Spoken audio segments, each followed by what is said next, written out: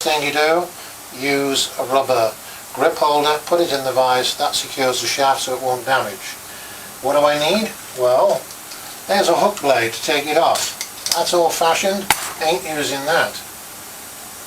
Double-sided tip grip tape, not using that either, too messy, unnecessary. Solvent, don't need that rubbish, and we don't need the rag to clean it up.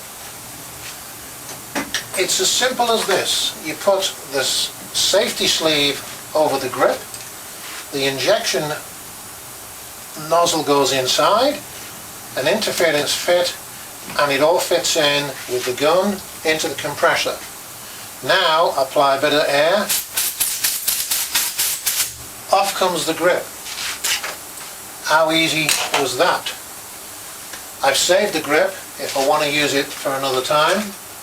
But on this occasion, I want to put a new grip. So instead of using grip tape, instead of using solvent, I don't even need the heat gun to take off the old tape, because all I do is slip it right on. Start it off, shove the gun in the vent hole, apply the air.